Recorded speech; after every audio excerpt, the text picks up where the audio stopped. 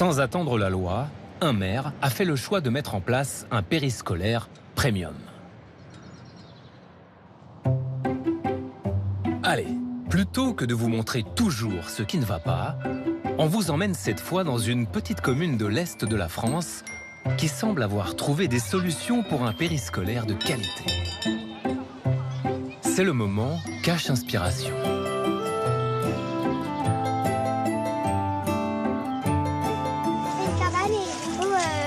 On va faire un petit tapis de feuilles à l'entrée. Ah ouais, la bonne idée. Bah en fait, je viens d'avoir cette idée. C'est parti, on y va. Alors, attendez, Bingo Nature, c'est d'abord quoi? T'as trouvé quoi, une fleur? Ok, je te fais un cachet. Il est où votre fils? C'est le petit brun là, qui a pas envie de partir. Voilà, s'il pouvait y aller plus souvent, il serait content, mais malheureusement, je peux souvent le récupérer, donc il est pas content. Dis au revoir, Clarence, s'il te plaît. Hein? Il va absolument pas partir, donc c'est qu'il se sent vraiment bien. À Eulmont, si les enfants demandent du rab de périscolaire, c'est sûrement parce qu'ici, les activités sont pensées en amont. Dans leur contrat, les animateurs ont 1 heure de préparation chaque jour et 1 heure par semaine de réunion collective. Aujourd'hui à La Réunion, on va juste vite voir le planning de juin, les 2-3 questions que vous avez. Et ensuite, on continue à préparer ton grand jeu. Ces temps sont rémunérés. Autour de Laura, la directrice du périscolaire, les animateurs élaborent des activités qui s'inscrivent dans un projet pédagogique. Là, au moins, c'est du temps reconnu pour eux, où c'est un vrai travail, en fait, de préparer des animations. Alors, solution, sinon, l'équipe qui arrive avant... Ce mois-ci, c'est thématique nature. Et les animateurs débordent d'idées. Donc nous, on est des elfes. On a caché les animaux, on a aidé les animaux à se cacher. Si les enfants réussissent les énigmes, ils vont pouvoir retrouver les animaux.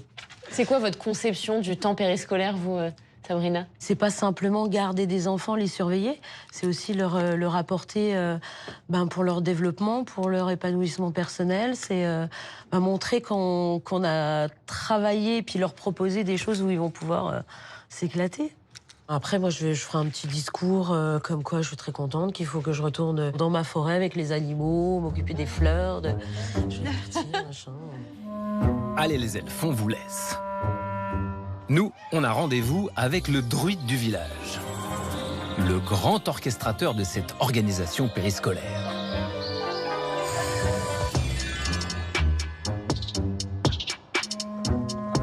Claude Thomas est maire sans étiquette d'Eulmont depuis 2014. Il a une vision politique du périscolaire, comme espace éducatif et citoyen. Moi, j'ai toujours pensé que si on ne faisait que de la voirie dans un village, ça servait à rien d'être élu, quoi. Enfin, l'humain, il doit être un peu au cœur de nos préoccupations, et les enfants en particulier. C'est pour ça que ça vaut le coup quand même de mettre un peu de moyens. Et des moyens, la commune en met sur l'encadrement. Son objectif, fidéliser des animateurs compétents. C'est les êtres humains qui portent un projet pédagogique. C'est pas les outils qu'on achète. Donc si on veut encore une fois aller sur de la qualité, on essaye de rendre aussi plus confortable le métier d'animateur. C'est aussi ça l'attractivité. Et voilà, bon appétit. La commune propose des contrats plus longs à ses animateurs, jusqu'à 33 heures par semaine pour certains. C'est l'heure de débarrasser. En plus des réunions de préparation rémunérées, leurs formations sont comptabilisées dans le temps de travail. Et s'ils le souhaitent, ils peuvent même compléter leurs heures avec du ménage. Allez, grosse partie, on y va! Pour s'assurer un service vraiment premium, Claude Thomas fait encore mieux que ce que la loi exige. Rappelez-vous, depuis 2013, elle fixe un animateur pour 14 enfants de moins de 6 ans. À Eulmont, c'est un animateur pour 10 enfants seulement. Le maire a fait ses calculs. Avec tout ça, le budget du périscolaire d'Eulmont a augmenté de 8%.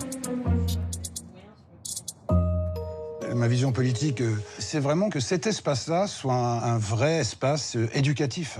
C'est-à-dire que ce soit pas simplement un espace où on occupe les enfants pendant quelques heures dans la journée. Alors, forcément, ça demande quelques moyens. Mais au final, je veux dire, ça n'a pas augmenté de façon catastrophique. Après notre tournage, on a eu des nouvelles des elfes de L'Mont. Les enfants ont adoré le grand jeu. Et on dirait bien que les animateurs aussi.